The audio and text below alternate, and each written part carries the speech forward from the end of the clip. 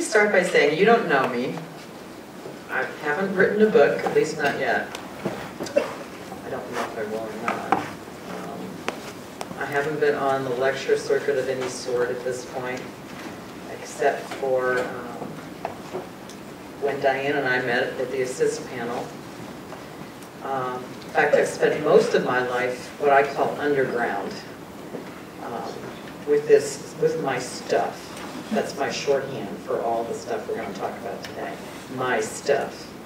I've come in and out of underground over the years. There have been times when I just couldn't stand it being in underground anymore, and I've had to come out for a while, and then I go back to the traditional ways again. There's a reason for all that. But in October, on the very panel that Diane was talking about, I considered that my debut party. And I all the therapists who were there in the audience kind of gave me their blessing, and it was a round of applause. I was coming out one last time, and this time for good. So with that in mind, I guess I'm out now, and I'm going to be talking about my stuff, and I hope the reason I'm here, without a book, without the lecture circuit, all the rest of it, is I'm hoping that there will be something here for everybody in this audience, at least a little something. So please take note of all the experiences I'm going to mention here and see what really resonates for you, and I hope that we can talk about it in the second half of this.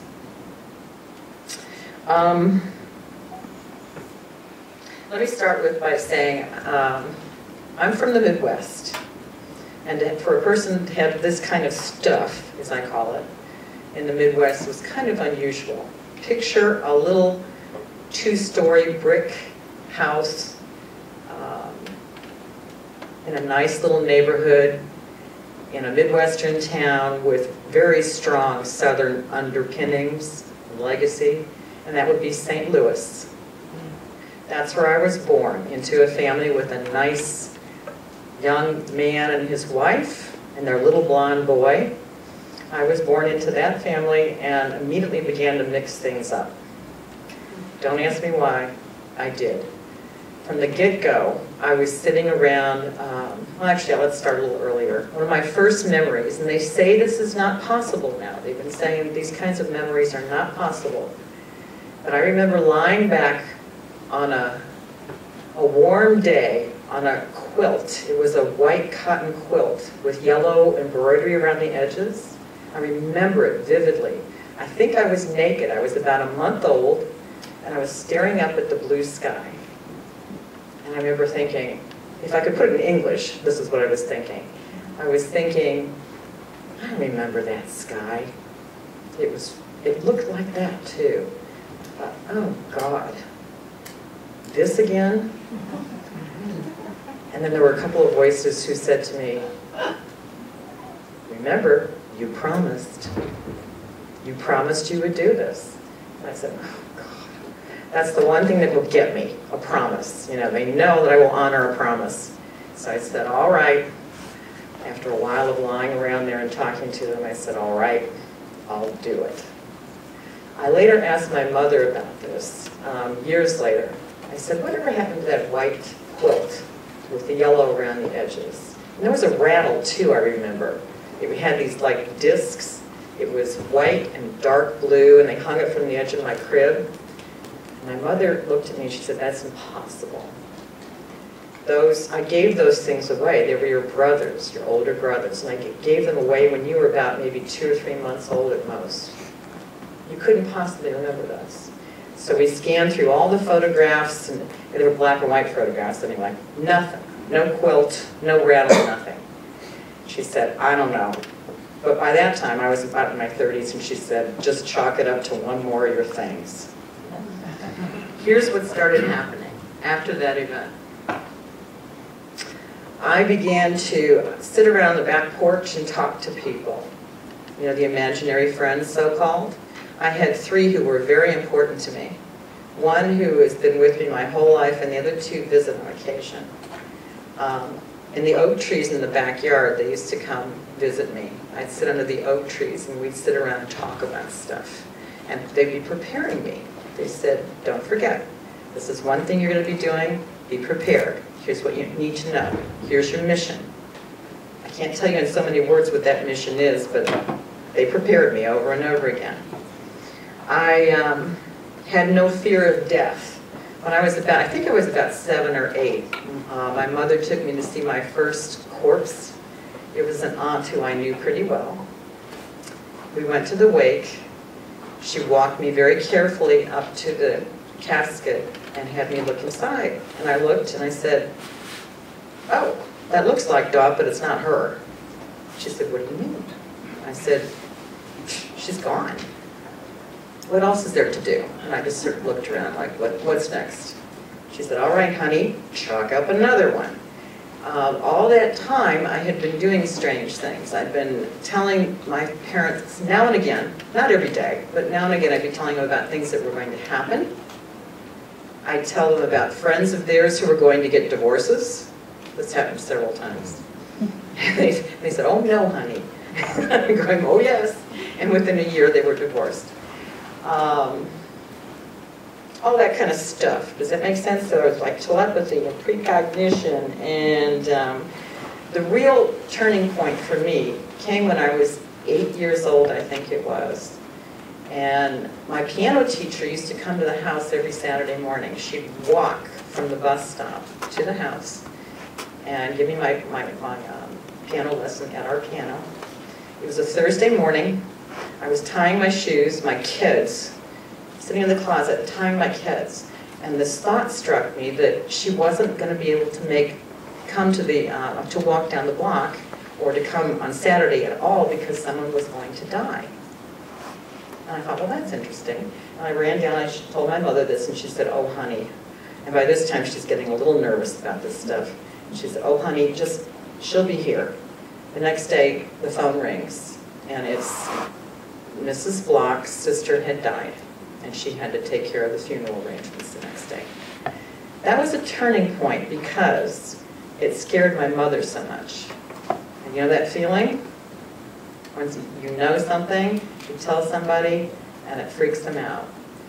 She'd had so many of these occurrences over my 8 short years that by that time she was going, "Uh-oh, something's wrong here. Something must be wrong." And I could feel her fear, and I began to hold back. At the same time, and I'm going to bring this up because I see it on the promo or in my bio about me,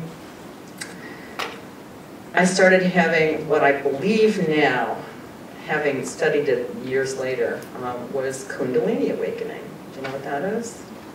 It's a major energy in the body, and when it kind of awakens spontaneously, very strange things start to happen. I was having it as a child. I was getting rushing energy roaring through my body. I would zip out of my body at night trying to fall asleep. I would have out-of-body experiences, voices talking to me. And as I told my parents about this one, they really freaked. So I tried to hold myself back. I started making myself ill. And by the time I was 9 years old, they decided it was time for some tests. This was my one and only negative experience with the medical establishment. A lot of people have had worse ones in my situation. But they took me in for an EEG.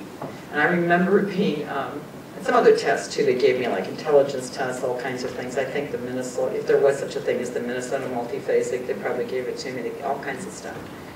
But the EEG was the turning point. I sat in a room by myself with hooked up to electrodes, and in those days, I swear, they had a few electrodes that they put under the skin, subcutaneous, so it kind of hurt, you know, and there was a little trickle of blood coming out.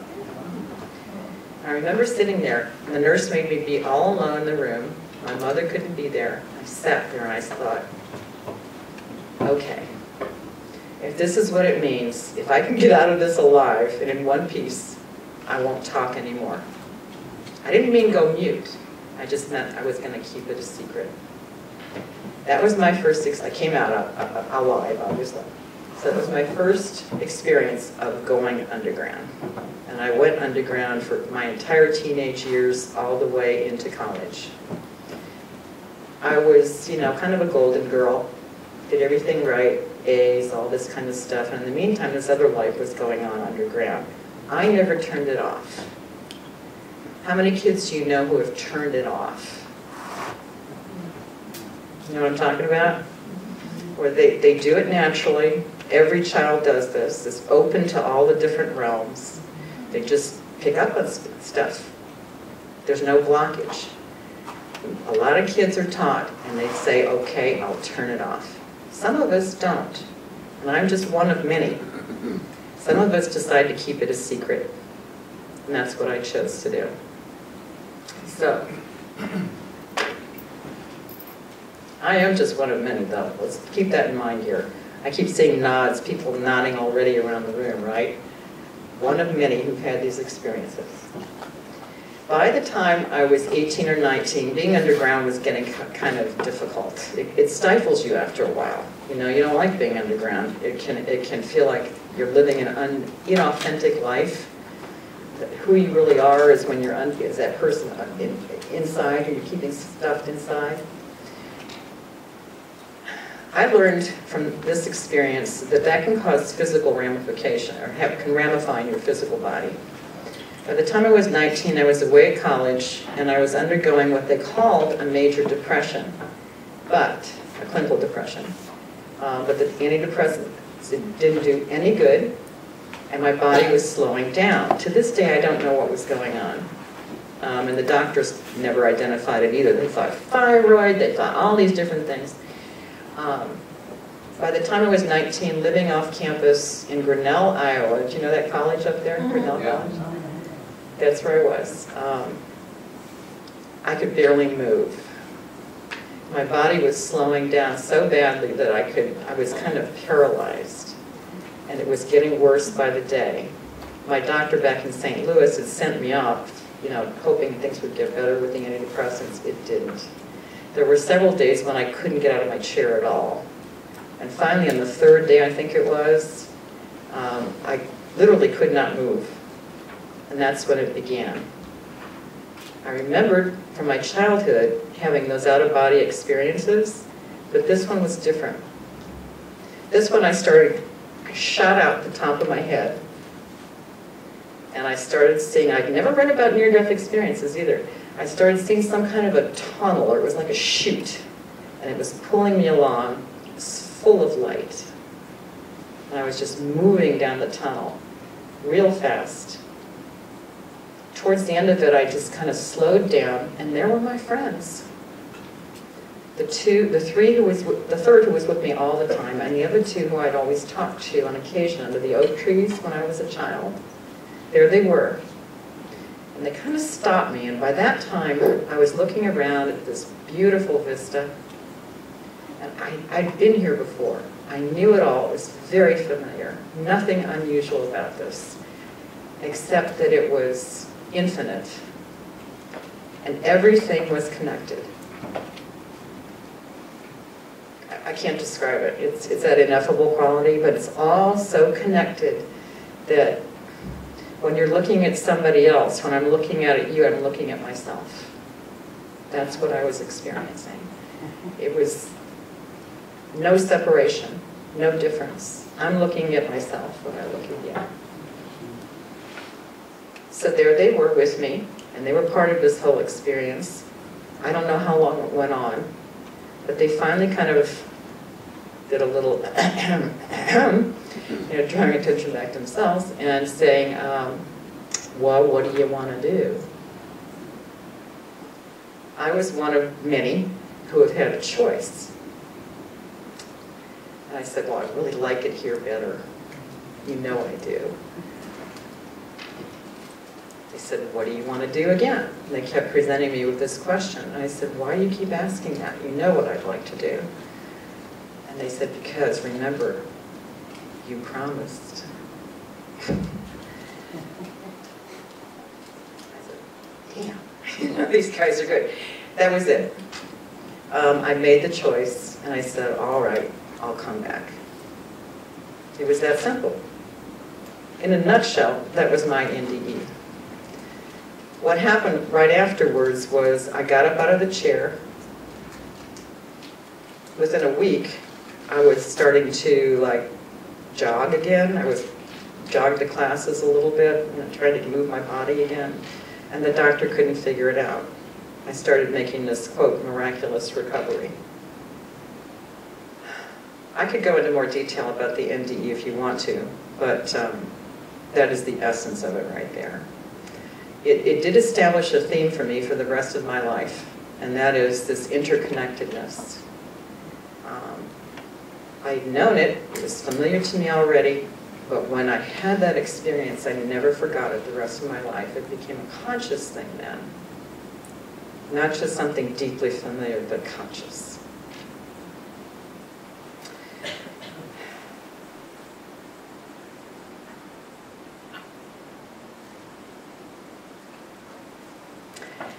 When Diane gave me this assignment, so to speak, and it was an assignment, she said, talk about what happened before, who you were before your NDE, talk about your NDE, and then what happened afterwards. I never really thought that I was going to have much to talk about in the after part, except for a lot of experiences. When I began to weave together the ones I was going to talk to you today about, I realized that something had happened to me. Something different had occurred, had changed my life during that NDE, and here's what it was. I became more in touch, consciously, with things related to death. Let me go here. Just take that as an advisement for the time being. I began having a lot of experiences that were spontaneously arising in relation to death. As I mentioned before, I never had a problem with death. When I saw Dot in that my first great aunt, I said, she's just not there anymore. Now things began to change. Shortly after my near-death experience, I went to the funeral of another aunt. She and I had the same birthday. We always liked each other, and she was a hellraiser. Her name was Flossie, if you couldn't, tell from that alone. Aunt Flossie and I had a really strong connection, and at her funeral, I was there in the chapel, and her daughter was crying, and her grandchildren were crying, and I was sitting in the back row with my mother, and all of a sudden I thought, I wonder if she's here. I closed my eyes, and there she was. She immediately latched onto me. To this day, she never knew who it was. She didn't know it was me. She just knew that somebody was listening. It actually gives me tears remembering this. It's one of my first experiences with this. She just knew someone was hearing her. So I said, what's going on? She said, you tell me what's going on. This is essentially it. She said, why is Jane crying? Why is everybody crying? What's going on? I'm right here, for God's sake. What the hell? And she was cussing and doing all her flossy stuff. And I said, whoa, wait a minute. And she said, I don't understand. Tell me. And she started getting panicky. And I started thinking, what can I do to help? What can I do to help? I thought, Flossie always was a very nosy girl. So I thought, let me use this to my advantage. So I turned it around and I said to Flossie, do you realize you're missing out on something? She said, what? This is all going on up here, closing my eyes in a pew in the back of the chapel. She said, what do you think? What are you talking about? And I said, if you turn around and look, and she immediately spun around, she was gone. And I was like, whoa, that worked. Number two, a few years later, I was living up in Michigan. My parents were still in St. Louis. One morning I woke up and I was looking at, it was about dawn. I don't know what the hour was, 6 o'clock, something like that. I don't get up that early. I woke up and there was my father standing at the foot of my bed. All I could see was kind of a shimmer, but I knew it was him. And I said, Dad? Dad? And he just started talking. He said, it's okay, honey. I know what I'm doing. This needs to happen. Don't worry. And he kept saying it over and over again. It's okay, honey. I know what I'm doing. Don't worry. This needs to happen. This went on for about a minute, maybe two. And then suddenly he disappeared. I waited till a decent hour of the morning because we're all late risers in my family. And I called up St. Louis. My mother answered. I said, is everything all right? She said, sure, honey. Aren't you going on vacation? I said, well, let me talk to Dad, too. Dad gets on the phone, "Hi, honey, what's going on? Aren't you going down to New Orleans?" And I said, "Yes, I am." I went, they said, "Well, go right ahead, have a good time." So I went. 10 days later, I'm about to leave New Orleans, and the phone call comes. My father's in intensive care. You know about the kind of heart attack you can have that goes on over days and it builds up? I don't know what it's called, but there is a kind of heart attack called that. They traced it back and figured it was just that day, about 10 days before, when he probably began the heart attack. It began and it built up, and by the time he knew what was happening and they got him to the hospital, he was in intensive care. As it turned out, he had his own near-death experience while he was in intensive care. That's a whole nother story. Let's see. I lived in Ann Arbor. I was doing a graduate degree. I lived in Ann Arbor, and over the summer I used to work as a technical writer. This was a shop, about 10 people tops, independent shop. The guy was forming his own program. I forget what it was called now. But we used to take turns, and everybody would go out to lunch. One person would stay behind and man the phones. This day, it was my turn. So I stayed behind. Great big central room with a couple of offices. The door opens at one point. Everybody's gone. They all left. It was shortly after noon. The door opens. I could hear it open. And in walks one of the main programmers, Jim. And he starts walking around the room. And like he's looking for something. I said, "Hi, Jim. What's up?" No response. He keeps walking around the room. I said, "Jim, are you looking for something? Can I help you?" No response. He comes and he walks right in front of me, never looks me in the eye. He walks right in front of me, excuse me. And then I said, "Jim, what the heck?" And by then I'm looking at the clock. The clock was about, it was 10:12, so 10:12, something like that. It was like shortly after 10 after. And he walks back out the door and I hear the door close. I think, well, that was odd. About 2:30, I think it was, or 12:30, a few minutes, 20 minutes later, in walks the boss, everybody, the other guys who worked there, and two policemen. And they're coming in and I said, "What's the deal?" He said, "Well, it's Jim." And they explained to me that Jim had just crashed into a tree in his car and died instantaneously, a few blocks away. I said, "Oh my God, I just saw him. That's impossible." And he said, "What? When did you see him? You must have been the last person to see him." And the cop comes over, very interested. "I'd like to take your statement." So I said, "Okay." And we sit down. I give him the statement and I told him the whole thing, what happened. He said, "That's very interesting. And what time was it?" And I said, "It was 12, I'll just say 12:12 because that's about what it was. I can't remember exactly." And he said, "Are you sure?" I said, "Yeah, I looked at that clock right there." And he looked at the clock, he looked at his clock, and he matched it up. It's the correct time. He said, "That's impossible. He was dead at 12:02. We have eyewitnesses, and shortly after noon. So what had happened, obviously, was that he was confused. He was walking around the room. He looked rather pale. I remember saying that to him, too, oddly enough. He looked pale. Never once talked to me, he just made the complete circuit and left. To this day, I don't know what he was looking for, but he was looking for something. And to this day, in Ann Arbor someplace on a police record is my statement about what the cops said, "Well, this is Ann Arbor, I've heard worse." I'll make a record. I'll record this and file it, whatever. So, let's see, another one. In the same Ann Arbor apartment, now a different Ann Arbor apartment actually, I was dropped off one night by a friend of mine. We were up until 2 o'clock in the morning talking. And as he was dropping me off at my apartment, I said, "Stop. Would you walk me in, please?" It wasn't very far, and he did. I felt really strange. Something was going on in that parking lot. I said, "This is not right. Walk me in." He did. I locked the doors, bolted it, and about 2 days later found there was a story in the newspaper. There was a serial murderer who they'd been trying to locate it for months, and he had been found in that parking lot the night that I was walking in. I put that one in there because it was kind of a tough story. I don't know if that's appropriate or not.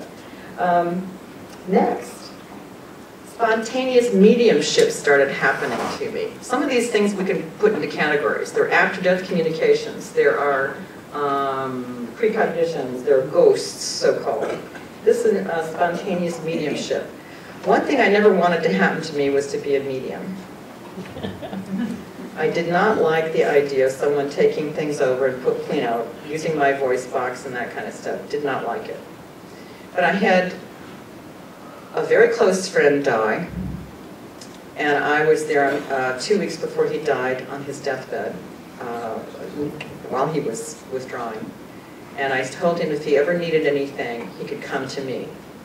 There was a build-up to this. I'd been taking care of his business for 9 months while he battled leukemia. And it was the very acute kind, so it happened fast. During that time, he was a businessman. And he knew for a fact that things like telepathy and precognition and all that was just nonsense. It was imagination. Until he, in his office out of town, and me, in his office in St. Louis at the time, began to communicate with each other long distance. And I would call him up, and I'd say, "Are you looking for this piece of paper?" And he'd say, "How did you know that?" And other times, I would call him, vice versa. He would hear me. And he'd call me and go, "Tell me I'm nuts, but are you," and fill in the blank. And that's exactly what was happening at the time. So, on his deathbed, I said, we have this connection. You know that I can help if you need it. Let me know. And I'm afraid he did. He came back about I was sitting at an airport, about to leave for Colorado, where I moved. I was sitting in the airport, and all of a sudden, there he is in my head. Distinct sense of humor. And he started cracking jokes. I'm going, "Oh, give me a break, this is wild." And people are looking at me like, "What's she laughing at?" I grabbed a magazine, I started looking at the magazine, a funny article, because he's making me laugh out loud. And finally it stops, slows down, and he said, "I need you to talk to let's call her Susan, because this is confidential." He said, "I need you to talk to her." This is his fiance. Talking about these things makes me emotional again. I'm sorry, sometimes I'm choking up a little bit because I remember our strong connection. So he gave me one thing. The first one was 51 or 53.28. I mean, he said, "Write the numbers down." I was like, bear in mind, this guy was an underwriter. And he was really into math and all these statistics and stuff like that. So he said 53.28. I write it down. Okay, fine, I'll tell her. He said, "No, there's more." And he gives me a second message which made absolutely no sense to me. He said, "Just write it down." Then he gives me a third message which was just nonsense. He said, "Write it down and tell Susan." So I go off to Colorado, I come back to pick up my stuff, and I'm going to move out there. A week goes by, I can't call up Susan. Can you call up someone a week after her fiance has died and say, "Guess what, I've been talking to Joe." So I couldn't do it. A week goes by, I remember it was a Friday evening, I was packing bags, and the phone rings, and guess who it is? It's Susan. She says, "Have you been talking to Joe?" Just out of the blue. I went, "Well, since you say this." And I told her the first one. I said, so 53.28. And I said, "I think I figured this out. It was the number of days since he had died, almost to the hour and the minute." And I said, "Confirm for me what time of day it was." And we figured it out, and that's exactly what it was. So I thought, well, there's a remote possibility. The skeptic in me is going, the remote possibility, I could figure that out subconsciously, right? Second message comes along, and she asked me, "What else did he say?" And I said, "Okay, I'll tell you about the second one." And I give it that to her. I said, "That makes no sense, I don't know." And she said, "Oh, I know what that's referring to." And it was something private, in his will or something like that. And there's this long pause, and she said, what else did he say? She knew. And I said, all right, this is the one that really is bonkers. I don't understand it. I wish I could tell you, but I still haven't located her, so I can't tell the story out, you know, can't give you what made this so wild. It was really a very confidential matter just between the two of them and their lawyer. They were the only ones who knew about this. And when I told her what the message was, she started crying. It was one word over and over again. That's all it was. She started crying. She said, I've been asking him for weeks now to answer me and tell me what I should do about this. It's going to come out in the estate, and we have to make some decisions. She said, that's it. And it was very private, very personal, and I had no idea what it was. There's no way in heck that I could have figured this one out. So that was my first spontaneous mediumship experience. I had some other ones. More recently, a friend of mine died a couple years ago of cancer. She's a very close friend of mine. And I ended up out at lunch with her sister. This friend of mine, again, I told her, of course, you know, if you need anything, let me know. And I went out to lunch with her sister, who was not paying very close attention to my friend, whose name is Jane, let's say. We sat down, said, great to see you. She's like, Alice, and Alice and I going back and forth for a couple minutes, and all of a sudden, this chill started. This was news to me. A chill started running up and down my body like this, like goosebumps. The hairs were standing up in my arms. And she felt the same thing. And she's like looking at me like this, and I'm looking at her, and she's going, do you feel that? Then we started tracking it. I said, it's up here now. And she said, yes, and now it's down here. This went on for about 4 or 5 minutes. And I said, what do you think's going on? And she said to me, it's Jane. And I said, what do you think she's saying? And I gave her a little message, and essentially she's saying, wake up, sis, time to listen. I'm with you, and I'm going to be with you. And I said, what about me? You know, it was like, this was her message for her sister. And from then on, since then, they've actually been in closer touch now. Her sister is beginning to listen. Another spontaneous mediumship. This goes on and on. Should I give you more examples? Sure, yeah. I'm trying to keep them close because there are other ones. I'm trying to keep them to the topic here, essentially. A best friend of mine, another best friend of mine, I have a lot of people. She died when I was living in Los Angeles, and that was in the 90s, and I knew she was dying. It was just a matter of time. I took a nap one afternoon.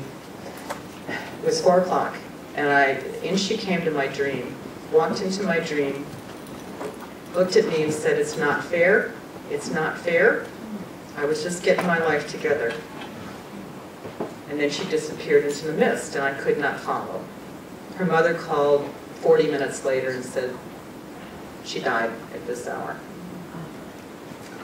And the last ones I'm going to tell you about, just for the sake of not turning this into a laundry list, is,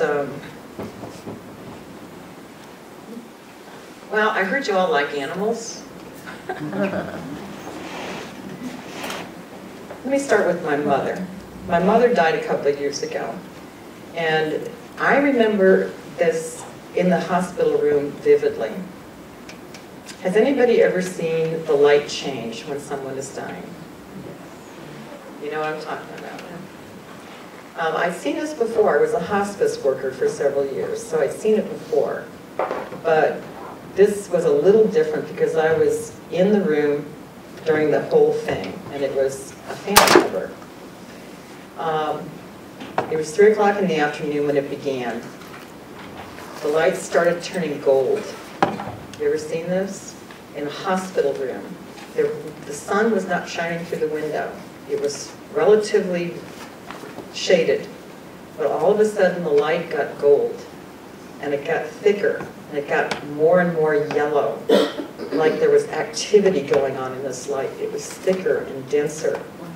And up in the corner of the room, my mother was in a comatose state by this time, by the way. In a corner of the room, there were two beings appeared. And I can't give you facial qualities or anything else, but they were there. Each had a very strong presence. I was alone in the room, and the light just kept getting more and more golden and thick and dense. Then one of the hospice nurses walked in. I'd give hospice nurses so much. Never discount their experience. She walked in, saw me looking up in the corner of the room. She glanced up herself and went, "Oh yeah." Like it was, "Oh yeah." Turned to my mother, to taking care of her. They stayed there for another 20 minutes. Somebody appeared at the foot of her bed then. Another presence. They were still there. The room was still golden. The hospice worker was with me, taking it all in stride. The person at the foot of her bed, I saw this glimmer, like just kind of, you know how heat waves make kind of a ripple? It was that kind of thing. I was going, who is this? It was my brother, who had died about 15 years before. I had not heard a word from him, no spontaneous mediumship from him, nothing. And all that time, and all of a sudden there he was. He turned to me and he said, "Can't talk, I'm busy." Within a couple of minutes, I have these very cryptic messages from people. Within a couple of minutes, he had scooted around to the head of her bed, and she was beginning to leave. She was trying to leave through her heart, it looked like, and he was trying to pull her out through her head, through the crown chakra, the top part of the head. They succeeded. He scooted off with her. The beings disappeared from the corner of the room, and all of a sudden, everything was normal color again.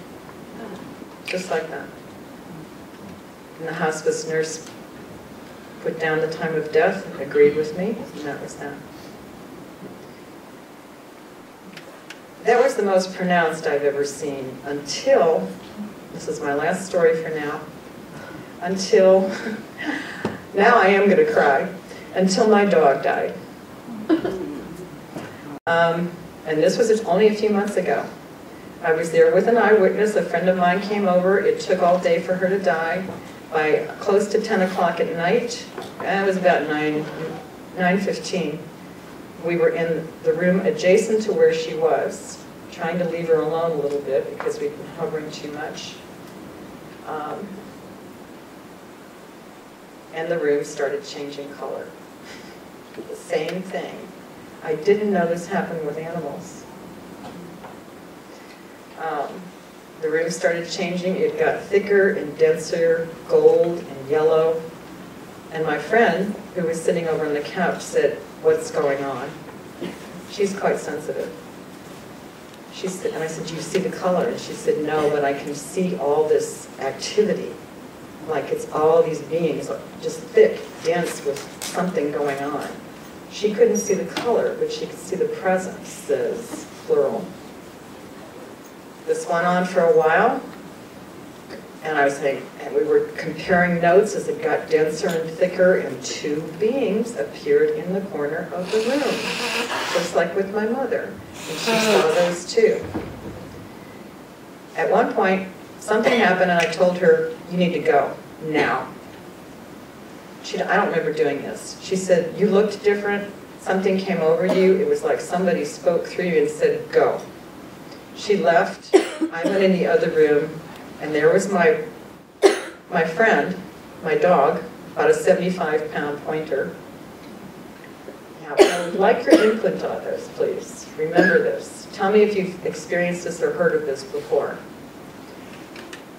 She was lying on the side, stretching, like stretching her legs out, down towards her feet, towards the end, and her neck was straining up like this. Like she was stretching and pushing, like she was almost trying to push herself out of her body.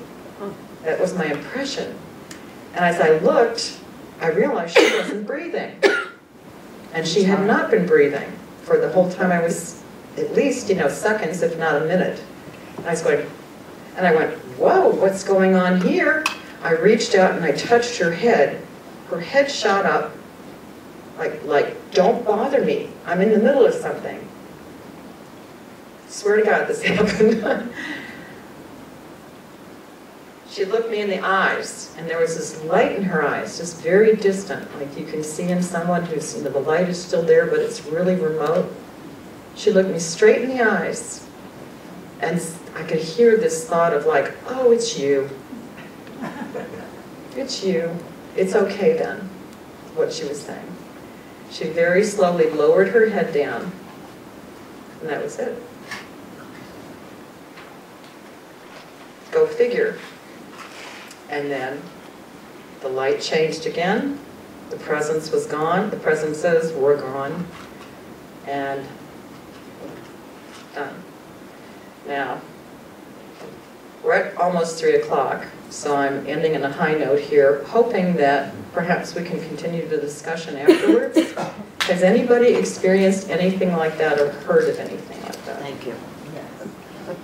Yes, I'm hearing yeses. Lemon. I'd love to pick it up again and talk about that. That one is new to me. I know there's more in my bio that you might have heard, and I'm not touching on a lot of it because I've had what I call a very checkered past.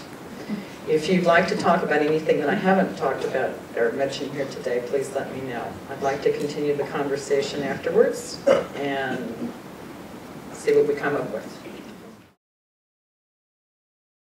So, what do you think? Chocolate cake was good. Chocolate cake was good, she said. Is there any particular topic you'd like to pursue based upon that laundry list? I, for one, well, I want to throw that out to you. Yeah. I wouldn't mind hearing more about your near-death experience. What? If you had any memories about... She said she'd like to hear more about my near-death experience itself, because I did kind of... Yeah. Okay. And also your dad's. Oh, my dad's. Okay. The practicality of the sensitivity. I mean, how we can use it in the lives that we're in now to do things different. As we were saying, practicality. Practicality.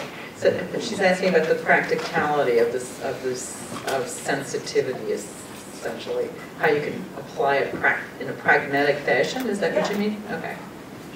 I think it's very pragmatic, actually. Very practical. Where should I begin? Oh, I'm sorry, yeah.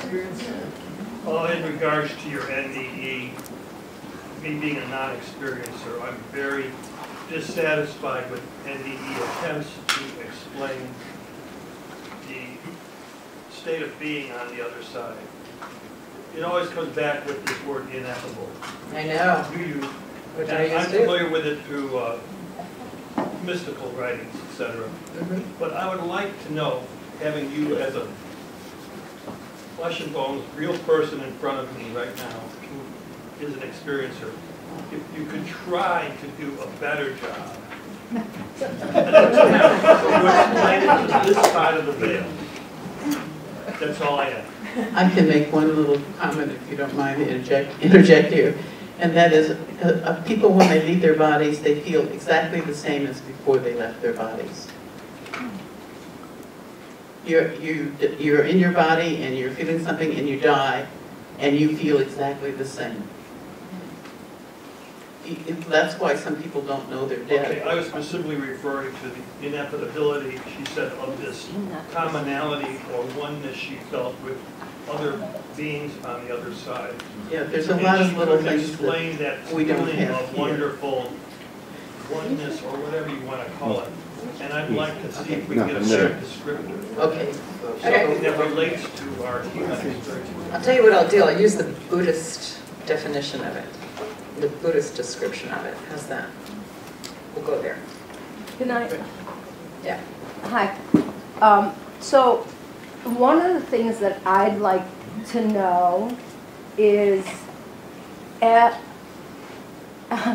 having this experience and now being here after this experience, is how would you say this experience has changed you, maybe for the better? How has it touched you spiritually? What was the message you feel that it has given you? How has it, I'm sorry, this is what I want to know. How has it transformed you and your life, and how can we, what can we take away from it in terms of what do you think was the message besides, you know, you needing to go back and be alive? What do you think the message is? Okay? I'm just curious. What was the message? How did my life get transformed? By the NDE, in particular, you're talking about. Yeah. Like in yeah. Okay. Yeah. I'm getting a real list going here. So a friend of mine has also had a Kundalini experience, and I just don't understand it very well. So maybe if you could talk about that a little bit. That might be too big of a topic, but I'll see if we can. It really might be. That's a big, you know. Okay. Okay, sorry. Yeah. She asked about the Kundalini experience, and I'm saying that might be too big of a topic to get into here, but let me put it. You'll have to come back. Yeah, sorry. This lady's question reminded me, you sort of were given the sense that you had made some kind of agreement to be here, and you had to come back to fulfill that. I'm curious what that was, your understanding of that. What was the, I made some sort of agreement to come back and to fulfill some sort of. What was the promise? What was the promise? I promised, I know.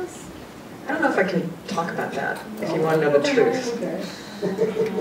I don't know if I'm ready to talk about that. You talk about the circumstances of Let her start answering some of Yeah. Wait, I couldn't hear what I'm you said. sorry, did you want to say something?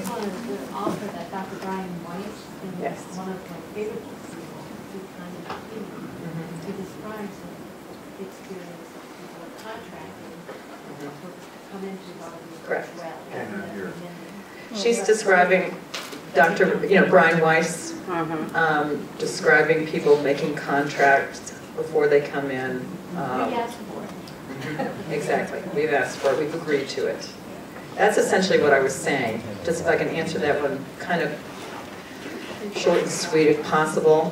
That what I'm saying is that we all have some sort of agreement, or agreements that we have made with others and in general. I call it a mission statement, or you can call it a contract. Different names people use for it. And we all have that. In my experience, in my understanding, we all have those. We all have something we're here to achieve. And it's not like I want to be the CEO of a Fortune 500 company. It's not that kind of achievement. It has to do with, on a different level, some level of understanding, wisdom, evolutionary step forward in your own and others' growth. That's my understanding of it, as I have experienced it over time. So it's not just for ourselves, if you want to call our individual selves individuals, it's for the whole ineffable group consciousness, shall we say. Yeah. Should I just start with this list? Yeah. Do the best I can? Yeah. I'm hardly the ultimate expert here. I will bill myself over and over again as I'm just one of many. That's my motto. It really is. I'm just one of many who have had experiences like these, other experiences, more profound experiences, less profound experiences. We're all doing it. I'm just one of many. I'm sorry, did you want to say something? When you were speaking about your NDE, Yeah. you said that the sense of interconnectivity was so strong that when you look at somebody else, you would see yourself. Mm-hmm. And I was interested in your perspective on how that might relate or might not relate to somebody who is an empath or just has like a strong sense of empathy for others. Is this on the same track or something completely different? She's asking if, did you hear that? If the sensitivity or the sense of looking at somebody else and seeing myself relates to empathy or the abilities of an empath. Yeah, I think it does. But let me start there then, because this seems to be on the top of people's minds. And I'm just going to speak from my own experience, which is, like I said, one of many. You'll hear some of what I say be reflected in other people's thoughts and other people's experiences, maybe some not. So I'm just speaking from my own. My NDE, I'll start with that. As I said, my body was literally slowing down, and the doctors didn't know why. Frankly, by the time I started seeing doctors, it was getting pretty pronounced. And they were running tests on me, and I in a very, almost conscious way, I say almost conscious, I literally did not want to be here anymore. And if someone had asked me, I was not suicidal, outright, at least not outright, I literally was tired. And I didn't want to be here anymore. When you were 8? No, I'm sorry, this was my NDE, which is when I was 19. Oh, okay, thanks. Sorry, that was the EEG when I was 8. Okay. Different thing. But by the time the ripe old age of 19, I was tired.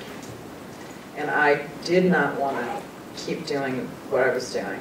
I didn't want to live as I was living. I didn't want to, it felt futile. It felt like I was spinning my wheels, and I was diagnosed with clinical depression.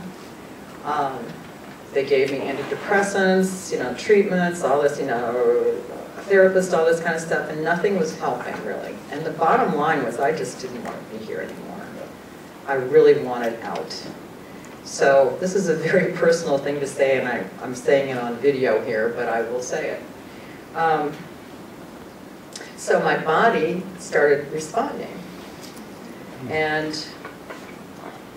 I remember my doctor just being puzzled. My doctor was being puzzled because all the tests came back okay. And yet here I was, obviously in a strange state, and I was slowing down. They sent me back off to college with fingers crossed and some meds.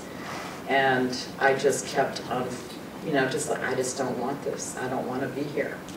And the last few days I stopped attending classes, and I was literally, it was an act of, the way I can describe this, it was an extreme act of will to get up out of my chair.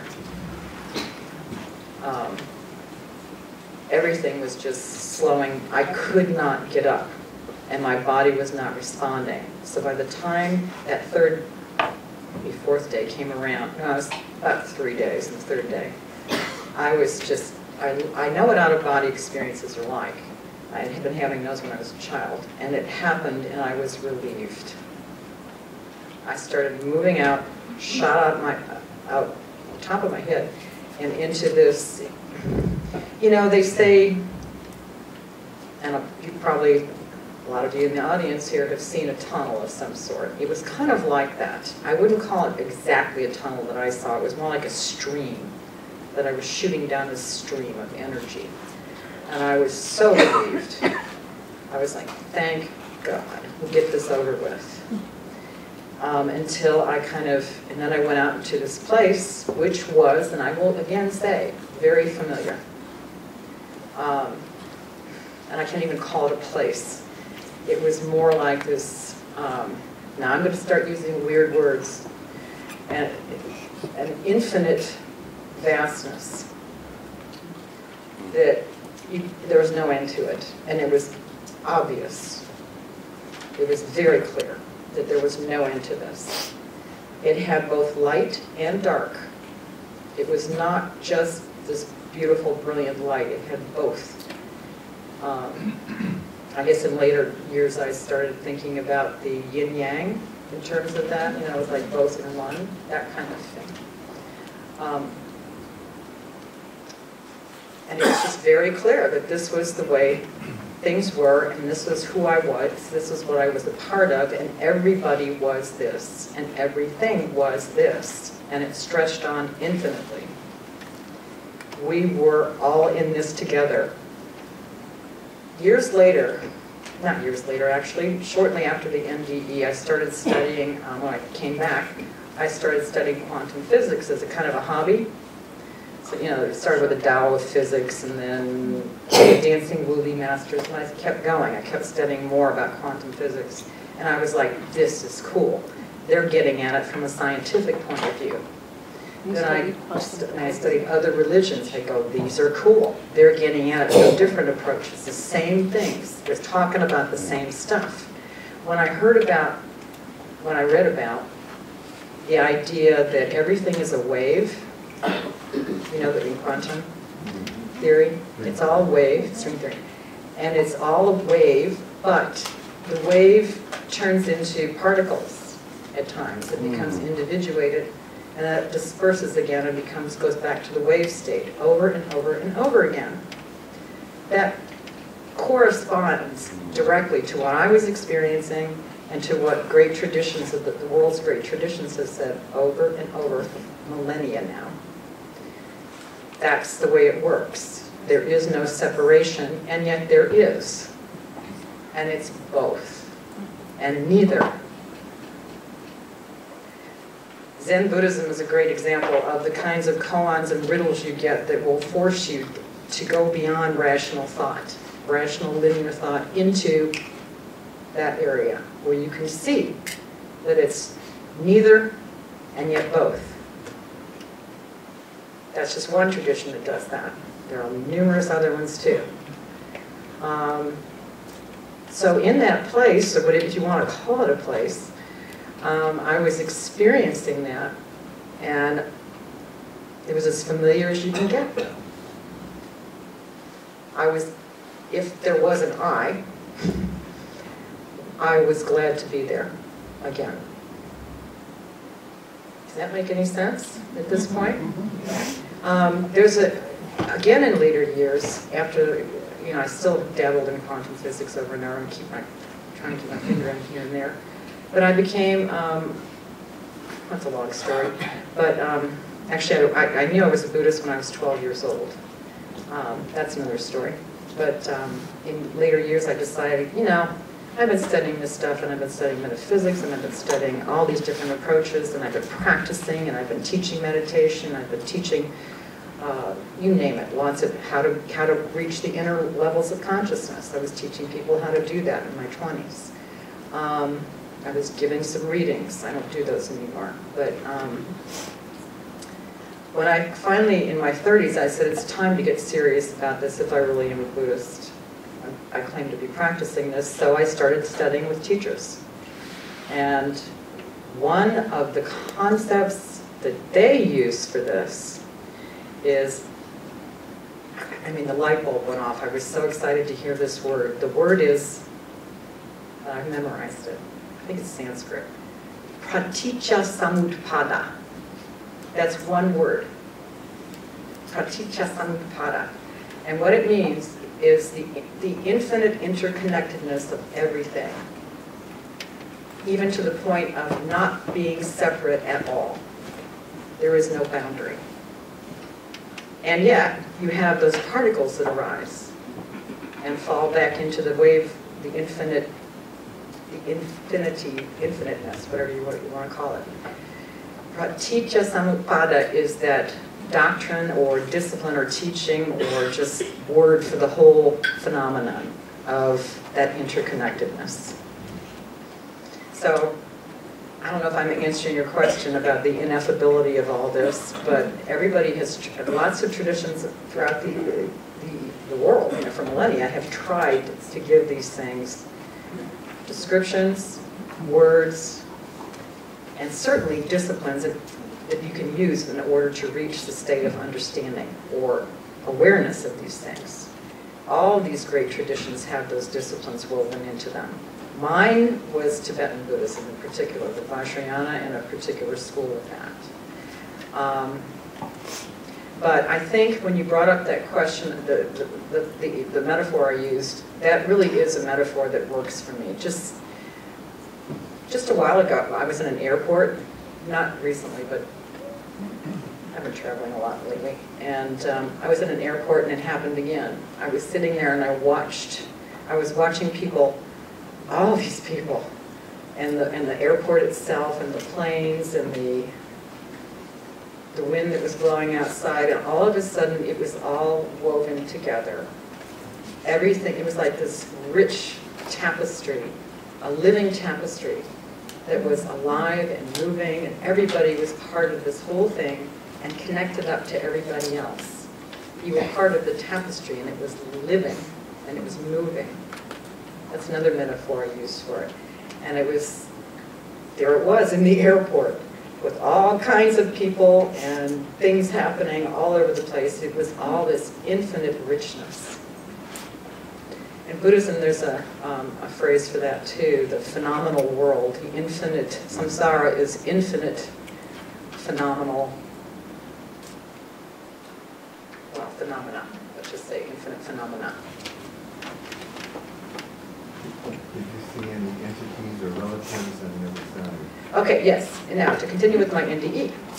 In that place, if we call it that, where I was, then these individuated particles appeared, who I consider these two friends of mine, essentially, who've been with me off and on since I was born. And they're the ones who sat down and started talking to me and said, "Are you sure you want to do this? Or what do you want to do?" They asked me several times, "What do you?" I said, "I really want to do this. I'm tired." And they said, "Are you sure?" Back and forth, and we just discussed it for a while. And they said, essentially, you know, it was like, and it was very clear to me, I had a choice. But when they brought up what several people have brought up here again, the promise, then it was like, you got a point. I really didn't fulfill that promise, did I? I didn't honor it. There's a lot more to do. So that's what brought me back again. And it was pretty quick. You know, when I finally zoomed back in, I got up out of the chair after a little bit, and I went, well, damn, here we go again. Nothingness. That sounds pretty nuts. I don't mean that in as facetious or as snotty a way as it sounds. I mean, it was like, there was something to do. And we all have something to do. In a very pragmatic way, we all have something to do. We have this agreement to do it. So there's your promise. You're given a promise of some sort that you will do this for yourself and for the whole interconnected group, let's say. How's that? You have your patch in the quilt. You have your patch in the quilt, she said. Yeah, that's a living quilt, I would call it. Yeah, or a tapestry. Did you regain your energy then? Then after I was, yeah, it happened pretty quickly, and I started getting better. Within about a week, I was trying to jog again. It was really bizarre. Yeah. How do you know what your promise is? I know. I don't, you know, and people are saying, what was your promise? Well, I think there, you know. Isn't this part of it? Yeah, I think so. This is part of it. But I think pretty much when something feels right, now we're getting to the sensitivity. You know when things feel right? Somebody was talking about, why do I want to move back to the West Coast? Because it feels right there. Because when I know, I've lived all over this country. West Coast, north, up north. I haven't lived in the South, but I've been there. Out in Colorado, in the mountains, down in the, you know, all this kind of places, all these different places. And there are certain places you go that just feel good. I think this is one of your clues, is what I'm getting at. And I'm using this as an analogy. There's certain places you go that just feel like, oh, this is my home. I like it here. And you know it when you get there. When you walk off the plane or you get out of your car, you go, this feels good. And other places just like, I don't know, you know, pretty, it's really beautiful and all that, but it doesn't feel right. But your chair felt good when you weren't doing anything, and you weren't, didn't that, I mean, sometimes the No, my chair feeling didn't good. feel good. Okay, the feeling, you gotta go out of your comfort zone to get to the next level too, you know, I mean, because I've been in that chair, in that blanket, and you kind of, the energy wants you just to stay, you know, because it feels good. I mean, Now this is a different, that's a different thing, huh? there's a sense, I'm trying, is there any other analogies like we can use for, I'm sorry, go ahead, yeah. Well, when you were 20 and feeling that malaise, you obviously didn't feel good, but you didn't know what to do about it, and then you had the near-death experience. Right. But what if you're, what if you live a good long life and you've accomplished lots of things, and suddenly, you know, well, what am I supposed to be doing? How are you supposed to figure out that? I mean, if there's nothing drawing you, how are you supposed to figure that out? You're asking me for the wisdom of Yes, for the wisdom of the ages. All I can tell you is in my experience. What was her question? Oh, I'm sorry. She's saying, how do you tell? How do you tell? Like, you're at the end of you're older now. You're not young. You're older, and you feel like this. You've done everything, or are you still here? You know, is there still a promise to fulfill? How do you know? Yeah. Yeah, that's kind of. I submit it's probably easier than you think. It's probably right under your nose. Yeah, clean the house. And clean the house. That's very Zen of you. Very Zen. After enlightenment, what's that saying? After enlightenment, the laundry. Seriously. That's a very profound Zen saying. After enlightenment, the laundry.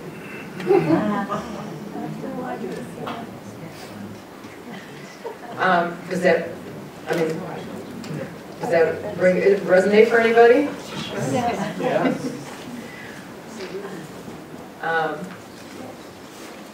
I don't think it's all that woo-woo is where I'm going.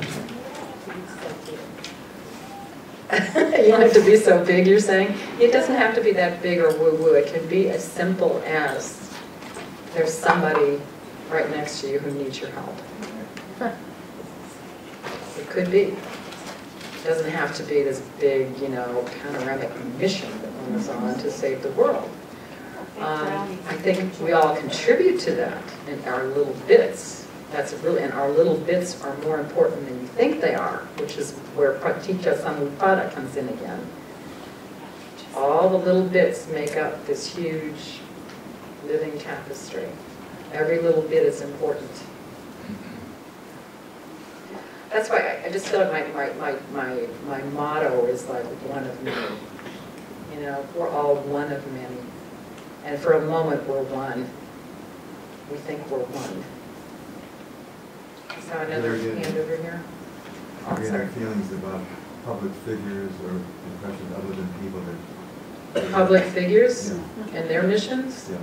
I have no impressions necessarily. They've all got their things. I don't think prominence and fame needs much. I don't personally think fame needs all that much. I've seen some incredibly brilliant, wise, enlightened, I dare say enlightened about a couple of them, people who have never, you don't know their names and you're not going to probably. I met one, I've never seen such clear energy in my life. He just knocked me over. When I got in the same room with this person, I was like, what? Who is this? It was just the most clear, brilliant energy I've ever seen. And nobody knew who he was. Who was it? At the time. Who was it? It turned out he is a Tibetan Buddhist teacher from over in Bhutan, actually. So he's not well known. But he had just come off a 3-year retreat too, so he was really, really clear. Now we're getting into Buddhism. I'm rambling a bit here, but I will say, how did the NDE from my life transform me, right, and make a difference? Am I not, maybe I've already said it. I mean, I'm very conscious of this now. That familiar place, shall we say again, is became very prominent in my life, much more so in a very conscious way, where I would walk into an airport and suddenly there it was again. So that's a major transformation, to have it be that prominent and conscious in a way. And I think a lot of the point of all this is to become more conscious, aware of what's happening with you, to be aware, conscious of it, and kind of integrate it into your being. It takes away anxiety too, I would imagine. Like if you're in that, whatever you're doing, if you're kind of in there, the anxiety, I mean, you still have your mission, the things to do, but you're in the soup of it all, kind of, and so you don't have to be tied to the outcomes of everything. And, you know, it's just an energy that's not inhibited as much by She's saying it. Self-doubt and all the other. It alleviates anxiety and it gets rid of self-doubt to be in a state like that. And I say, yeah, when I have moments like that. But, you know, I have my moments of anxiety, certainly, like anybody else. I'm just one of many. And I don't claim to be like that Tibetan Rinpoche I saw, who is the most clear energy and calm energy. And by the way, he's deathly afraid of airplanes. There you go. Yeah. He has a fear of flying. And I saw it firsthand one time when he was like a nervous wreck going on a plane. Not in control of it. Yeah. So it's, you know, it's not necessarily the cure-all. And I think anybody who claims that is not being human. And we are human too. That's my opinion, my experience.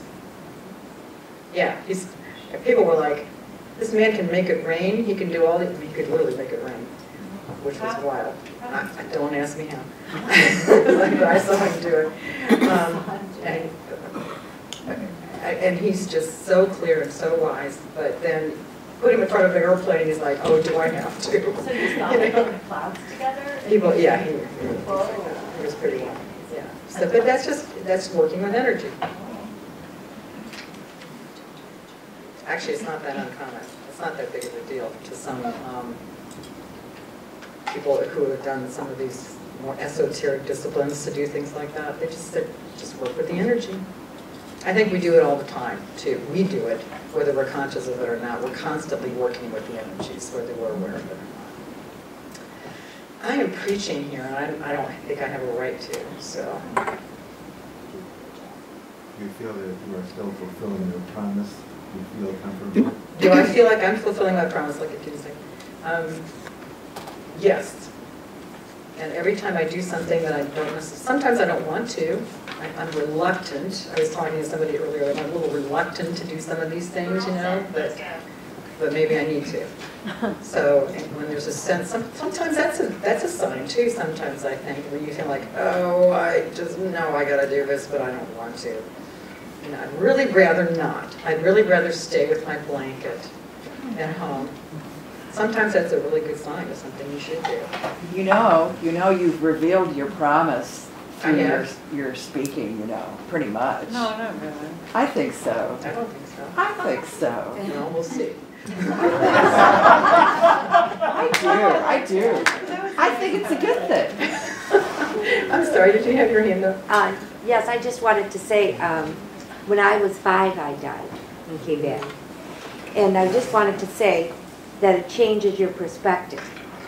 Since I was little, I could hear voices, smell things that other people couldn't smell, or see things people couldn't see. And so I realized quickly that other people were not in the same game as I was in. Yeah. That they didn't have the same experiences. And it was okay with me. I mean, I was peaceful with that. Mm-hmm. But it did change my perspective in life. The things that... Did y'all hear what she said? She said that when she was young, a child, 5 years old, you had a 5. DD. I had a heart attack and died. Oh. My heart, I had rheumatic fever, and also I had blood clots, so I died. And I'm saying, because someone had said about how it changes, or what does it do to you, and to me, it changes my perspective. It changed my perspective because I knew no one else that I could say, hey, do you hear the sounds of the universe out there when you're in nature? And they're like, what do you mean? I mean, the trees are talking to us. The plants are talking to us. I think I see some fairies. How about you? No? Then you realize you keep it to yourself. Now, I always knew that even though no one else knew about this, I knew it was truth. But I just had a different truth of what other people had. And then my perception is when you were talking about how you can do things for people, I call those God jobs. Throughout my life, I've had God jobs. And so those are some things that happen when you have a near-death experience. Yeah, I'm trying to look for a microphone because you're saying so much. I thought maybe we should put a microphone in front of you. She projects pretty well. Okay, can you? I hope it's getting picked up. I gotta say too that most children they're just so attuned. They don't have the boundaries yet, the blockages yet. Most children, and but how many people in this room love being around your tribe? And you know what I mean by that, right? Your tribe. Your tribe are people who get you, who know when you're talking about things, you go, oh, you know, OBE, or afterlife communication, oh, sure, you know, all these kinds of people who just get you. And then you know it, you know them when you see them, and it's fun to be there because you're with your tribe. But you don't have many tribes. It's not till you're older that you can connect to other NDEers, or like in this arena, you can hear other people that have had the same experience, and then yes, you do, oh, so nice that you have things like this happen to you as well, and I have things like this. But when you're growing up with this, or you're young, 19, you probably didn't know people that could understand. They maybe can hear you, but they don't really feel it or understand it. They don't understand when you go out of your body and you're going up to the light, the intensity of the colors and the feeling and the love that's out there. Unless they did it, it's hard to, it is difficult to relay that.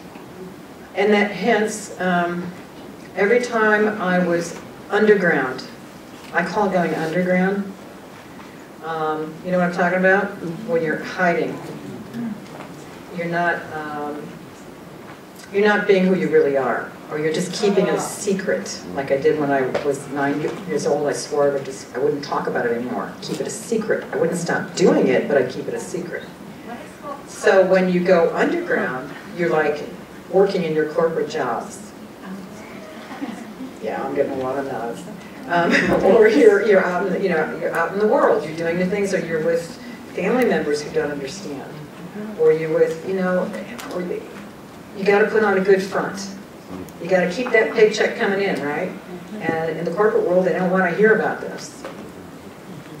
Is that similar to kind of to hallucinations?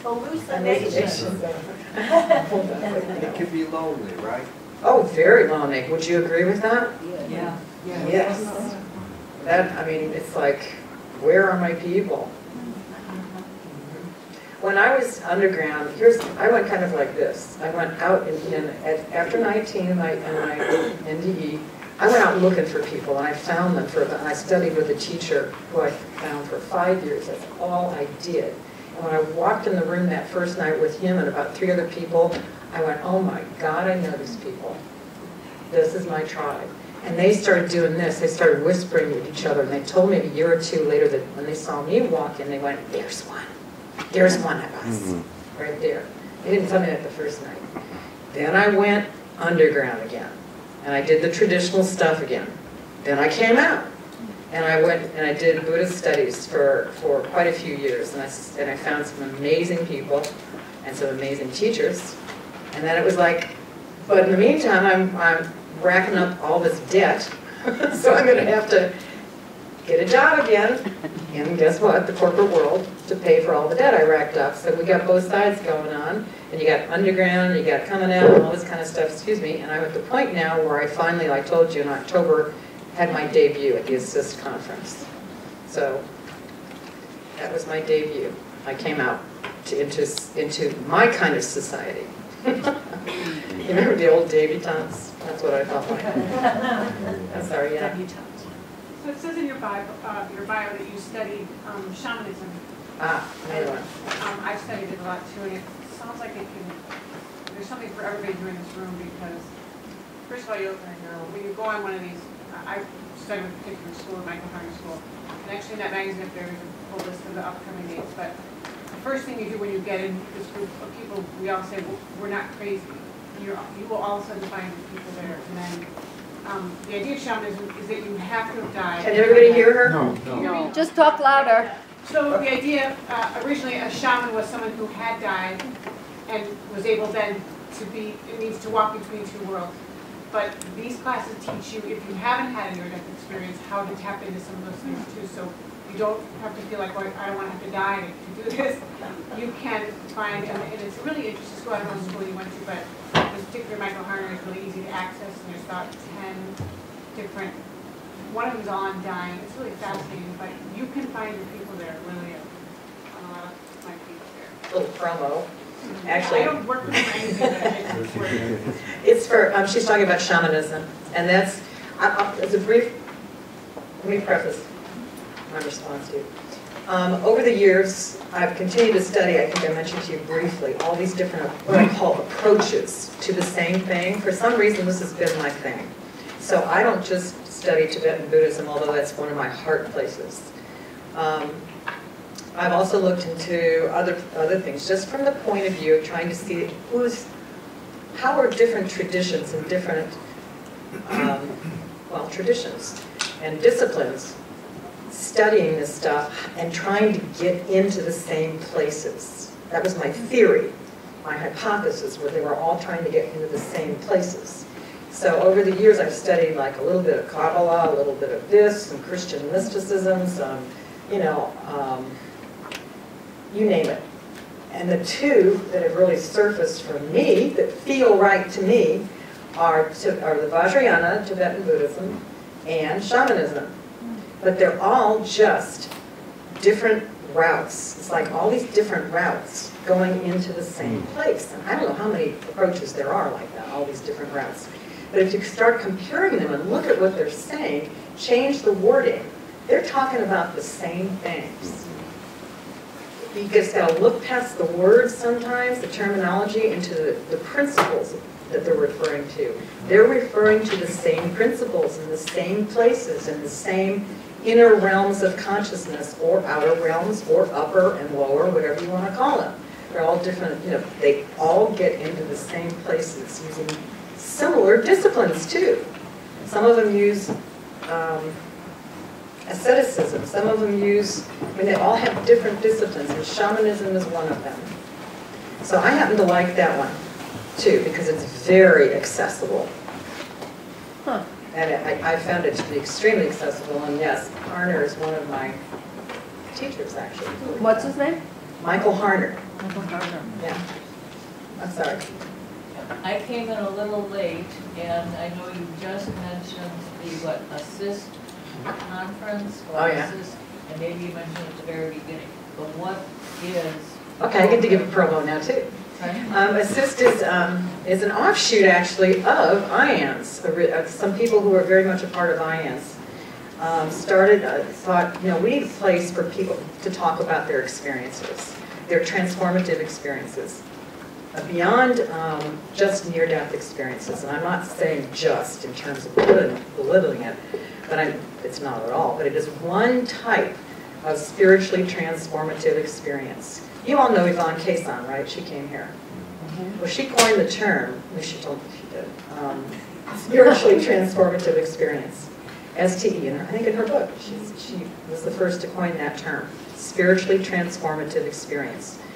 That encompasses a lot of types of experiences, some of which I've talked about today in my own experience, death experiences, after-death communications, Kundalini awakenings, all kinds of stuff are under the umbrella of spiritually transformative experience, near-death experiences, near-death-like experiences, all kinds of things fall within this. Psychic openings, you name it, a lot of different things fall within this. Yvonne's book is a very good one to read for a summary of different types of spiritual STEs, E's, not D's. That's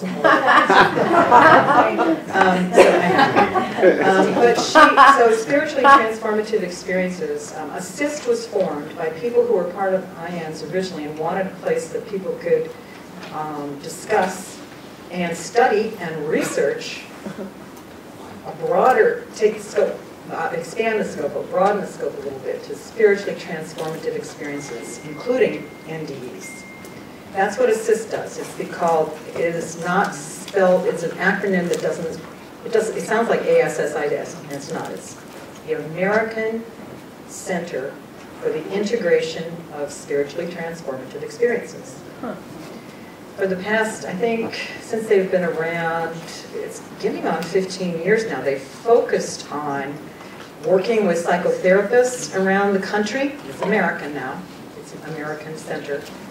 Focused on reaching out to psychotherapists of many different, all the MDs all the way to LPCs and clinical psychologists who have patients coming in asking for clarity, coming to them with these experiences and saying, what's wrong with me?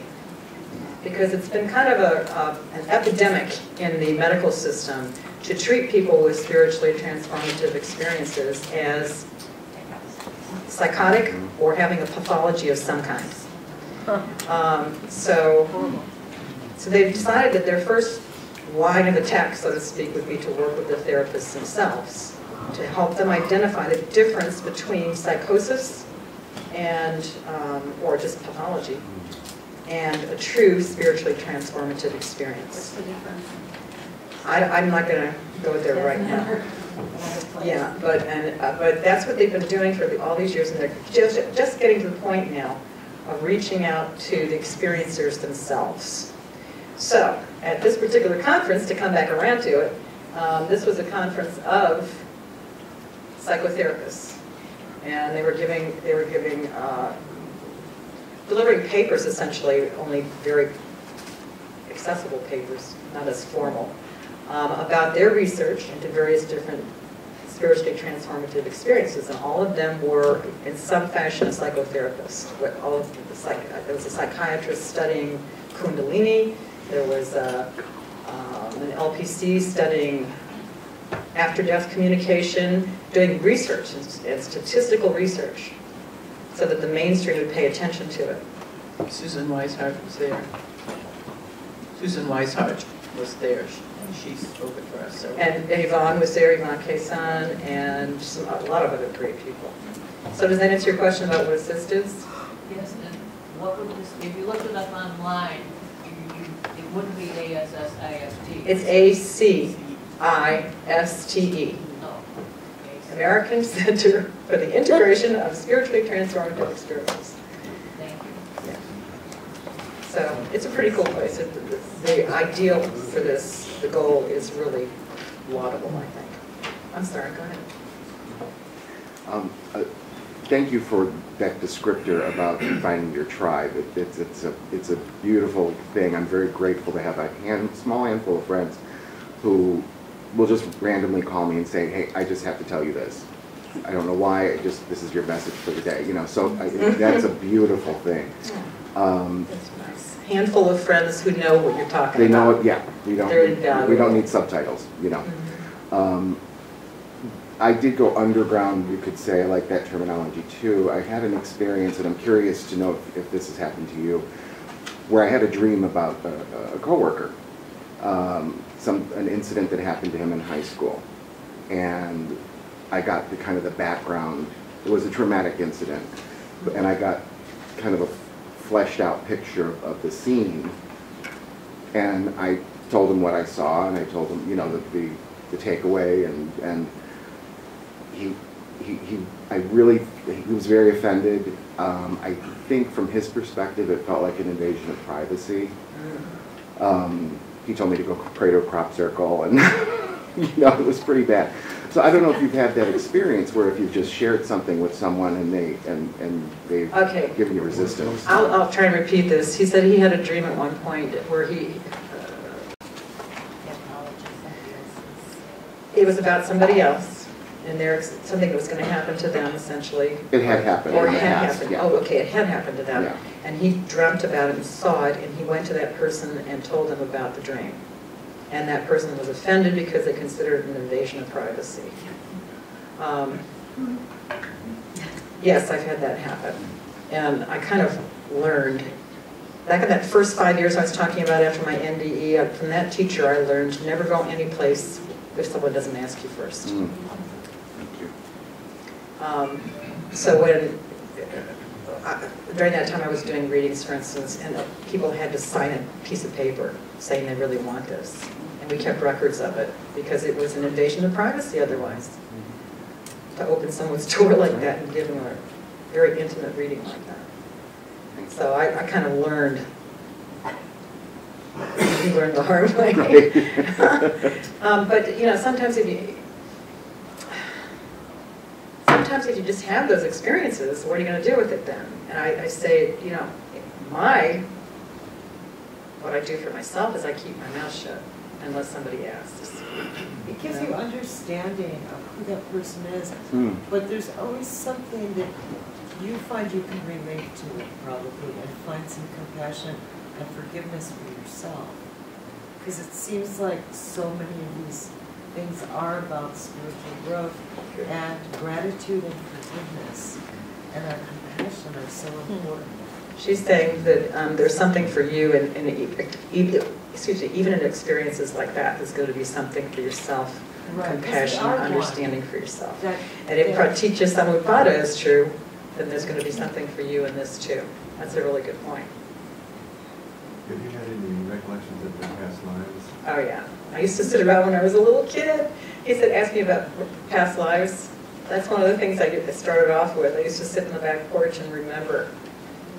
And one of my guys, I call them guys, not guys, used to go, now remember this. No, that's not quite it. Go over here a little bit and remember. Oh, that's it. You got it. And he would like coach me to remember some of these things. It was very cool.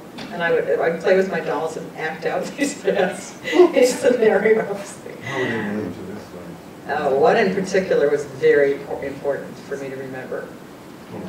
I'm not going to go there. I'm not going to say what it was, but it was very important. And you talk about the mission, that's part of it. This one was very important, and it has recurred in my life over and over again. People have come from that time over and over again. Will you write a book about that one day? Oh. I might. We'll see. Yeah. I don't want to change the subject, but if you're ready to, I had a Kundalini experience. Oh, here we go. Okay. And I was afraid of it, so I stopped it. Yeah. And later I talked with a friend who knew a great deal about Kundalini.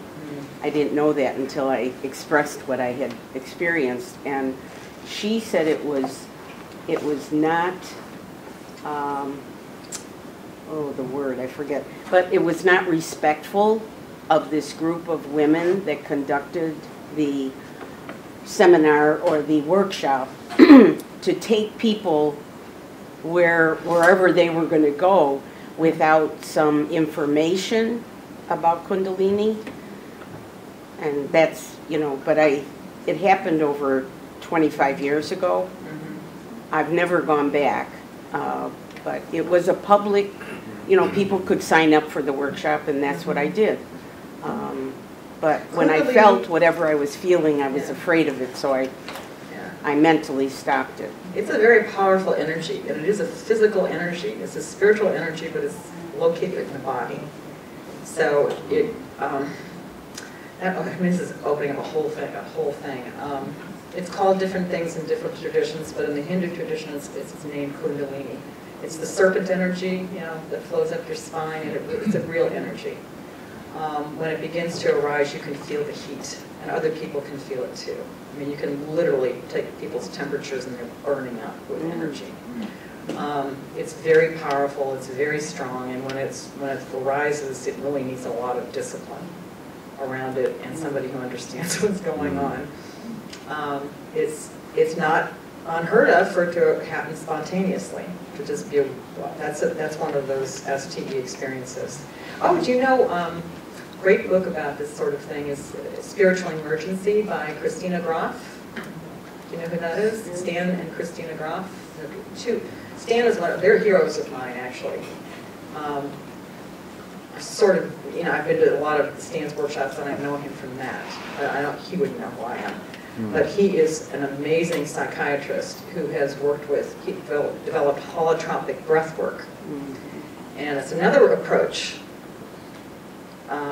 He used to be a researcher, a psychiatrist researching psychotropic entheogens, things like LSD and so forth, and how they can benefit people as therapeutic tools. When they became illegal, he and his wife, Christina, developed holotropic breathwork, which is another way to get into the inner levels, higher levels, whatever you want to call them, of consciousness. Another way. She was motivated to do this because of her own spiritual emergency, and that's a great book to read about spiritual emergency. She was going through a spontaneous Kundalini arising, probably because of some disciplines she was doing too, and wasn't aware that they were going to lead her to this point. But once it's arising, you can't really stop it very easily once it gets going. So she went through a lot of spiritual emergency. When a kid is under a car, I mean, is it that same energy that people? It could be. I don't think so, but it could be. It's a very. That's adrenaline. It's just. That's true. It's adrenaline. Yeah, and that's our Kundalini. Is not It's adrenaline. Base of the spine. When the Correct. chakra system aligns, Yes. and we're mentally and spiritually and emotionally not blocking ourselves, we can have that spontaneous. Well, it can also arise before the alignment is clear. Particularly if you're doing things to cause it, and you're not aware of it. Or even spontaneously, and it can, and the thing starts to happen, and you end up in a state of spiritual emergency, also called spiritual emergence, or a little better Is it a positive twist on it. It's not a negative. Well, spiritual emergency can be a real place of like, what the heck is happening to me, and nobody can help. Yeah. I've heard of people going psychotic from this. Yes. People committing suicide because of it. So it can be that. Yeah. Thank you. You're welcome. He said he's heard of people committing suicide from spontaneous Kundalini arising and going psychotic. Having psychotic breaks is a real possibility. Yeah. You can tear tissue. So I don't want to, I'm not an expert on Kundalini lately. I've had my own taste of this stuff, but I don't want to pretend that I am. So I do know it's a very powerful thing, and it's not something to be tampered with. Yeah. Well, just changing subject, you said you used to do readings for a while, then you stopped. Was there a reason why you stopped? Can you discuss it? The reason I quit doing readings, it just sort of happened over time, and I was sort of reluctant. I was underground. I went back underground, and when it just never. And I'm kind of you heard from my mediumship. I'm a reluctant recruit for that kind of stuff. I don't really want to do, there are certain things I don't want to do. And you have some control. I did, yes. I said I will do this for my friends. I opened myself to them and said, you can always call on me, you can. And then they did, it was like, so it's nuts. Yeah, I'm sorry. What is the spelling? What is the spelling of the couple's name? Oh, Groff, Grof. Stanislav is his first name, and her name is Christina. She has since passed away. So, about 5 years ago. Stan is still out there. Yeah. Can we get back to about your experience with Kundalini? With? Your Buddhist. Oh, okay, with Talk Buddhism? more about that. More about Buddhism? Yes.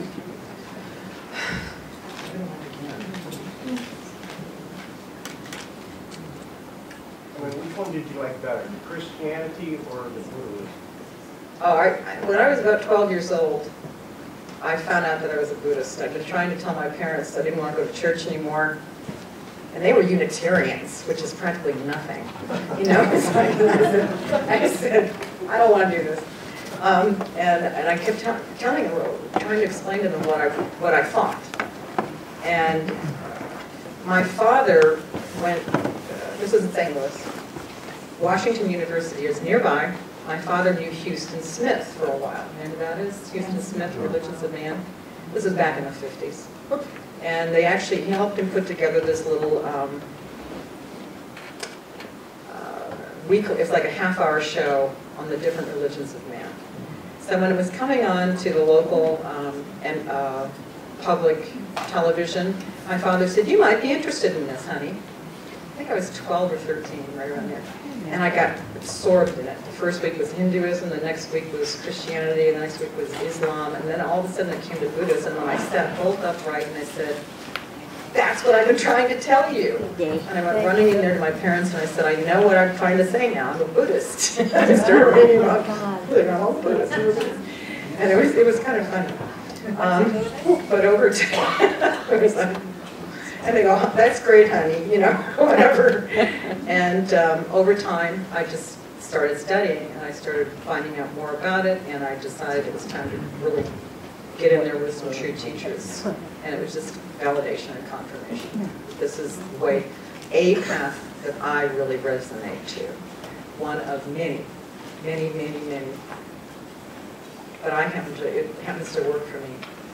Did you feel like that was a past life connection? Yeah, certainly. There's some past life stuff going on there, and just also the way I'm made, the way my mind works. But there's past life stuff too. I didn't really go in very deep to answer your question, but I was dating a guy, for instance, like last year, and he claimed to be a Buddhist. And when we started, and I found out that I said, "Well, what teachers had you studied with?" Turns out he read a couple of Thich Nhat Hanh books, I think, and it was kind of disappointing to me because I think to really find out what works for you and what doesn't, you have to put some serious time and discipline into it and work with some real teachers. And I did that for quite a few years. I'm grateful for those opportunities to really dig into the real practices and find out, first of all, if this was going to work for me or not. And it turned out to be the Tibetan lineage. Tibetan. That's just me, though. I have friends who are Zenis, we call them affectionately. Shouldn't use that word. Yes. Is there anything else you're curious about that you haven't learned yet, and what are you going to do next? That's a really good question. What am I going to do next? Because anything else I'm curious about. I've spent my life, you know, I've been kind of like looking at all these different things, you're right. And testing a lot of different things and glimpsing and tasting them and finding the ones that really resonate for me. So I kind of call it my checkerboard, you know, my checkered past. It does seem like I've touched a lot of different things. There have been certain themes, though, I must say. Are you going to go back to anything in particular? He didn't hear the question in the back. Oh, I'm Sarah. sorry. She's asking me, what have I, is there anything that I want to, that I haven't, that I'm curious about that I haven't tried yet? And not really. I think I've done all the tasting I want to do, and I think I know that there's plenty more to taste out there. But I think for me anyway, I know what works for me and what resonates for me. And I think I have a sense of what that contract is, which I'm not going to go into. So I think that's about it, really. I don't know what else there is to say. But I think some people have very strong, pronounced paths down one alley, so to speak. And mine just happened to be, I needed to do all this kind of stuff. And it's kind of like comparative paths, comparative religions, not religions, but comparative paths that I've been doing for decades. Yeah. Do you still have questions on your list? Oh, I don't think so. I'm not going to get into Kundalini. I think that's basically the stuff. I don't know if I did answer ineffable or not, but I am not sure what I can do. Yes? Is your reticence to talk about your past lives as they relate to this life or other facts in your life that you're hiding, is it a higher force that is telling you not to reveal these things, or you feel personally that you don't want to reveal these things? To be answered at a later time. Go ahead. Oh, one more question. Thank you. I have a question about pets, which I realize is very different, Yeah. kind Oh, dear, of, here we but go. I'm sure a lot of us have pets, so it's still very close to us. So I'm sorry about the passing of your dog.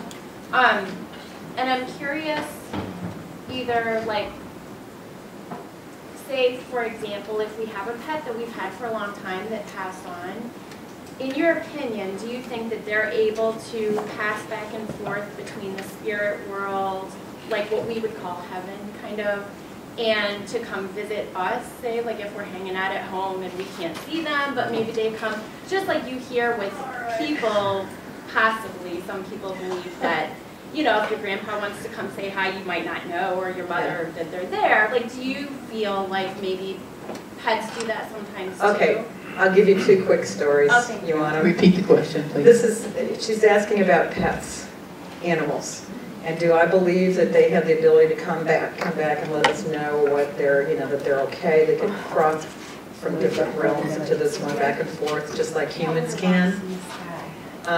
Yes, and that's because it's experience based, and I'm truly about experience. You know, I don't necessarily believe something unless there's a sense of, there's a knowing there. Okay, I'll give you two quick stories.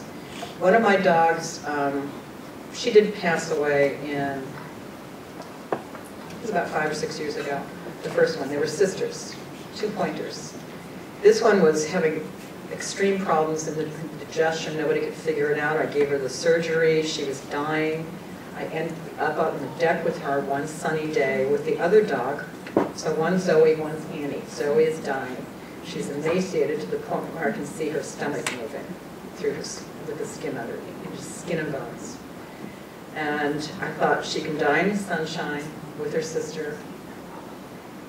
I went in to do some, what I call inner levels work. I went in to see, you know, give me some advice, what should I do? It's distraught. It's kind of when a dog is crying, you know. And I got this very strong sense, this message was, when you see the butterfly, she will have made up her mind. My yard did not attract butterflies as a rule. It's like, never seen butterflies there.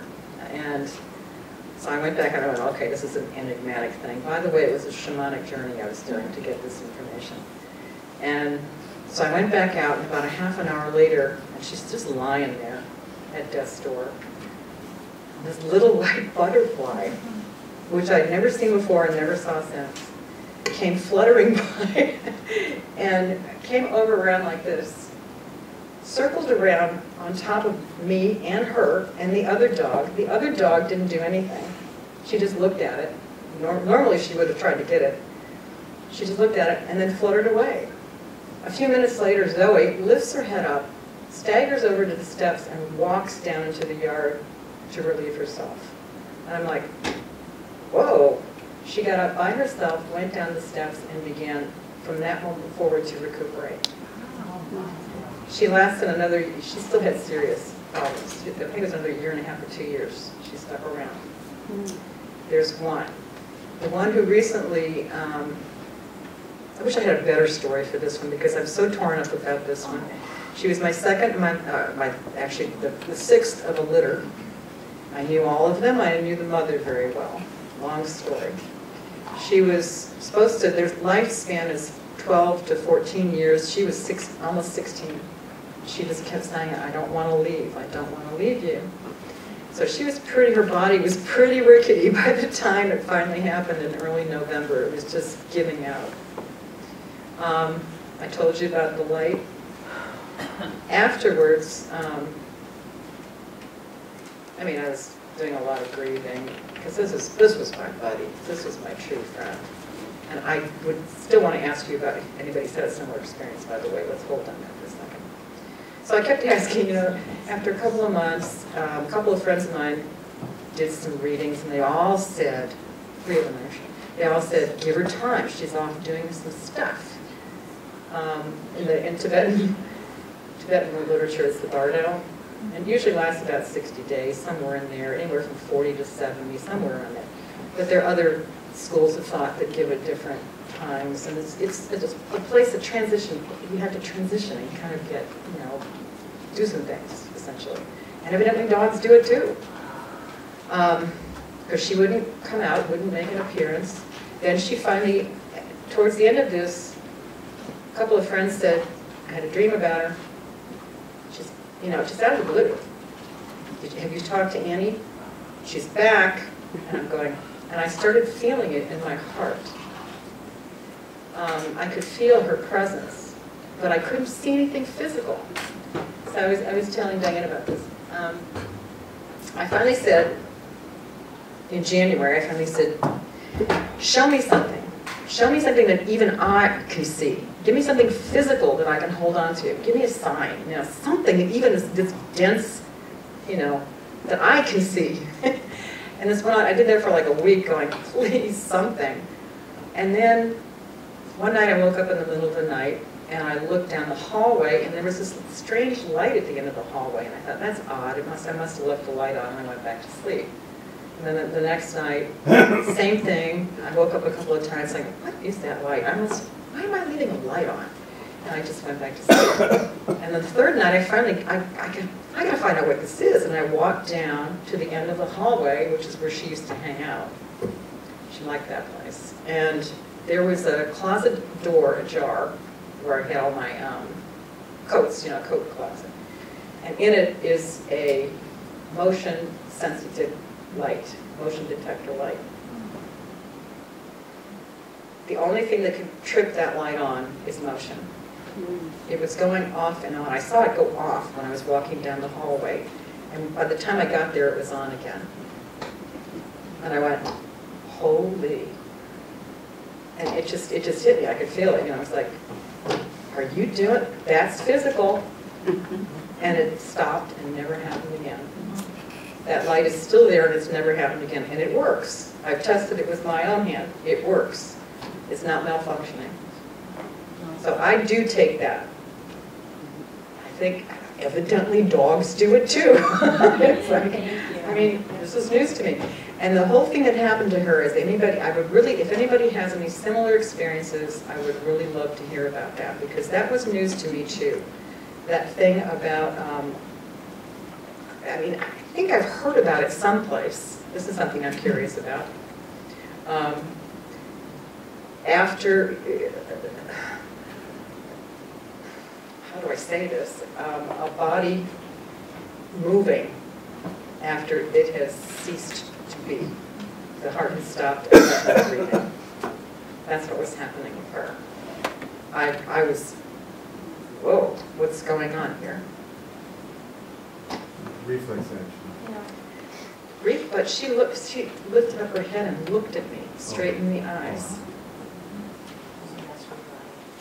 It wasn't a reflex. She was probably still a tiny bit connected to her body, even though physically the body, maybe there wasn't a heartbeat, but perhaps she, even though most of her was up beyond, there was still that tiny connection that was finishing leaving her body. And it looked like she was pushing herself out. That's the impression I had when I was like, whoa, what's going on here? It was remarkable. So anyway, I think that's enough for now. I really appreciate this. Thank you for sharing, for being a part of my trial. Thank you.